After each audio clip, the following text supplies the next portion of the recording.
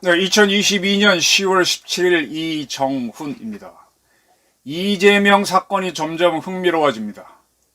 그와 관련된 것으로 보이는 쌍방울 그룹은 김대중 정권 때 불법으로 북한에 송금을 한 제2의 현대그룹이 아닌가 하는 의심이 들고 있습니다.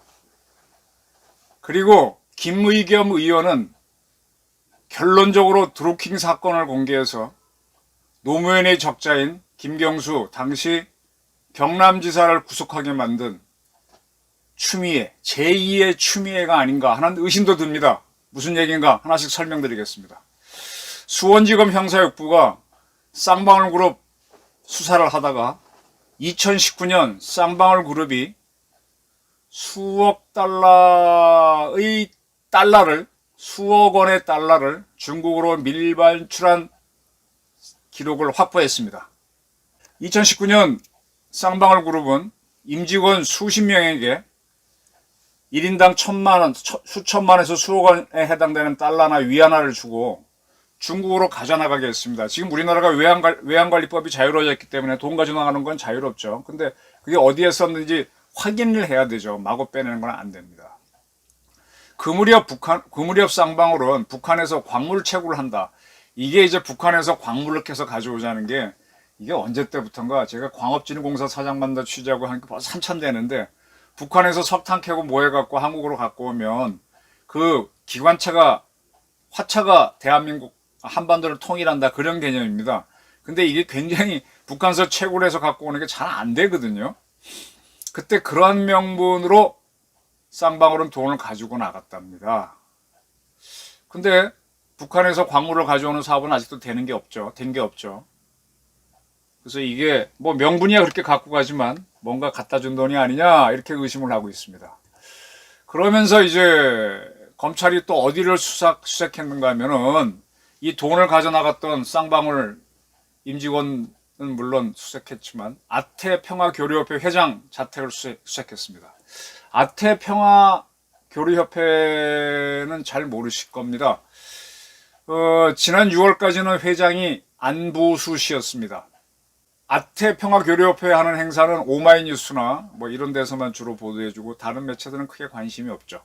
지난 19년 동안 태평양 전쟁 때 조선인 강제 동원한 그런 사실을 추적하고 그때 이제 해외에 방치되어 있는 조선인 유골들을 국내에 봉환하고 이까지는 좋죠. 그 다음에 이제 잘못된 역사를 바로잡는다라는 명분으로 남북교류에 앞장서고 있는 민간단체입니다. 네. 그러니까 반일적이죠. 네. 일제가 우리를 점령했을 때 강제 동원한 희생자 유골 봉환 사업을 하면서 이건 좋습니다. 그 다음에 이게 결국 우리 민족끼리랑 비슷하게 우리 민족이 중요하니까 북한하고는 경제교류를 하자 이런 쪽으로 가고 있는 그런 단체입니다. 그래서 이 단체에서 관련된 사업 중에서 유명한 게 북한에 가면 북한 아태가 있죠. 아태가 그 조평통과 더불어 노동당 외곽단체로서 우리를 상대하는 경우가 많습니다. 북한의 조선 아태하고 3년 전 계약을 맺고 식품 브랜드 옥류관을 출시해서 신세계나 롯데마트를 통해서 이제 옥류관 냉면이 지금 나와 있나요? 옥류관 쇼핑몰을 오픈한 사실도 있고요. 네. 그래서 북한 식품을 여기 갖고 와서 팔고 뭐 북한하고 어떻게 경제 협력을 해보려고 하는 그런 단체입니다. 이게 아태하고 깊이 관련되어 있는 사람이 누구냐? 이화영이죠. 이화영이라고 이재명 씨가 경기도지사 할 때 경기도가 남북 문제를 다룰 게 뭐가 있습니까? 그냥 도민들 잘 살게 하는 데 집중하면 되는데 남북한 사업을 하겠다고 평화부지사를 만들어서 이화영 씨를 임명했었습니다. 지금 이화영 씨는 경기도가 운영하는 최대의 사업체일 수 있는 일산의 킨텍스 사장으로 있죠. 그리고 이제 쌍방울로부터 법인카드를 받아서 사용한 게 확인됐고요. 그래서 쌍방울, 이화영, 그 다음에 옥류관 냉면 어쩌고 하는 아태평화협, 이재명 이런 커넥션이 지금 궁금해지는 겁니다. 정주영 현대명예회장이 했던 대북 사업 비슷하게 되는 거죠.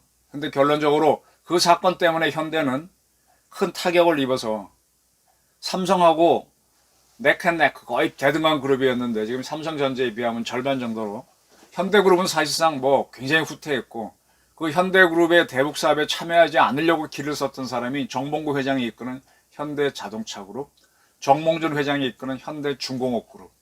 이 두 그룹은 그 상처를 안 입었죠. 그러나 지금 그 중에 가장 큰 현대자동차가 삼성전자의 절반밖에 안 되는 거는 상당히 아쉬움이죠. 네. 그러한 현대그룹의 길을 쌍방울이 밟으려고 했던 게 아니냐. 그 정치적으로 뼈갑했던 게 이화영이고 그 뒤에는 이재명이 있었다. 자, 그리고 또 하나의 흥미로운 사실. 우리 한겨레 출신 또 기자였고 청와대 대변인이었던 김의겸 국회의원. 전 국회의원 될 때도 여러 가지 치사한 방법으로 됐었죠. 그가 그리피스라는 사람의 메일을 공개했습니다. 그리피스가 누군가 하면은 제가 한번 이 방송에서 말씀드렸는데 FBI가 이 블록체인인가요? 암호화폐 관련해서 FBI가 지명수배했다가 체포한 미국인입니다. 그래서 이 친구는 현재 미국 감옥에 있죠. 이 그리피스는 2019년 북한에 들어가서 이더리움 관련 정보 특강을 하면서 어쩌고 저쩌고 이렇게 하면 된다라고 했고요. 그때 도와줬던 영국인하고 이런 사람들은 현재 사우디아라비아에 체포돼 있고 있는데 범죄인 인도 협정이 없어서 아직 사우디아라비아에서 버티고 있습니다. 그 세 사람을 그때 북한 갔던 세 사람을 FBI가 지명수배했었죠. 미국인인 그리피스는 먼저 체포가 돼갖고 현재 유죄를 받고 있습니다. 근데 그 그리피스가 한국계 미국인 같아요. 에리카 강이라는 한국계 미국인 여성과 주고받은 이메일이 있는데 이 메일에는 이재명 성남시장 당시, 박원순 서울시장 당시 이 이더리움에 관심이 있다라는 내용이 있습니다. 이걸 누가 공개했는가 하면 김의겸 의원이 공개했습니다. 김의겸 씨는 그리고 나서 정치적 반대자 입장에서 북한과의 연결고리를 잡아내서 문재인 정부의 주요 인사들과 이재명 시장을 속된 말로 일망타진하려고 하는 것이 아니냐라고 하면서 한동훈 법무부 장관을 상대로 질의를 했었습니다. 이 질의를 하면서 뭘 물었는가 하면은 한동훈 장관이 지난번에 미국 갔다 왔죠. 왜 갔다 왔냐? 전 그때 FBI 측하고 만났고 그때 그리피스하고 아까 말한 대로 이제 영국에서 영국인 출신이 그게 엠스라는 친구죠. 그 스페인 국적의 카노데 베노스라는 친구. 이 세 사람이 북한 정부 2019년 북한에 가서 블록체인인 이더리움 관련 특강을 하고 그랬었죠. 그래서 이 스페인 친구는 지명수배 중인데 나는 뭐 그렇게까지 한 거 없다 하고 버틴다고 제가 보도한 적이 있었고 엠스는 사우디아라비아로 갔는데 거의 체포는 됐습니다만 범죄인 인도 협정이 미국하고 사우디 사이에 없어서 현재 나는 미국이 안 가겠다고 버티고 있다. 소송하고 있다. 그래서 정리해드린 적이 있습니다. 그 핵심 인물인 그리피스하고 한국계 여성이 주고받은 이메일을 이제 김의겸 의원이 공개하면서 여기에 이재명 성남시장 이름이 나오니 어쩌고 저쩌고 질의를 했습니다. 자, 이걸 보면서 딱 떠오른 건 뭔가 하면은 그 경남지사 친노의 직계라고 하는 경남지사 김경수 씨 구속을 초래한 드루킹 사건을 거론했던 게 누굽니까? 추미애죠, 추미애. 지금 김의겸 씨가 턱 이렇게 이재명을 보호하기 위해서 질의를 한 것 같은데 그 바람에 이런 이메일이 있었어? 그럼 이재명 씨는 더 의심스럽네. 그럼 이재명, 이화영, 쌍방울 그리고 아태 평화교류협 이게 뭐야? 그리고 블록체인 뭐야? 그리고 8.5조 원의 수상한 해외 송금은 뭐야? 김치 프리미엄 이용한 건 뭐야? 이렇게 의심이 되는 거죠. 자, 그래서 지금 결론이 뭐냐? 수사를 해야만 나오겠죠. 쌍방울은 김대중 정권 때 불법으로 대북 송금한 제2의 현대그룹이었느냐. 그리고 그리피스입니다. 그리피스 메일을 공개한 김의겸은 드루킹 사건을 밝힌 제2의 추미애가 아니냐. 예. 궁금합니다. 우리 김의겸 의원 탄핵 때도 앞장서서 나서더니 이번엔 또 블록체인 사건에 앞장서서 나선 게 아니냐. 그런 관점인 것 같습니다. 한번 이 사건 유심히 지켜보시기 바랍니다. 네, 경청해 주셔서 감사합니다.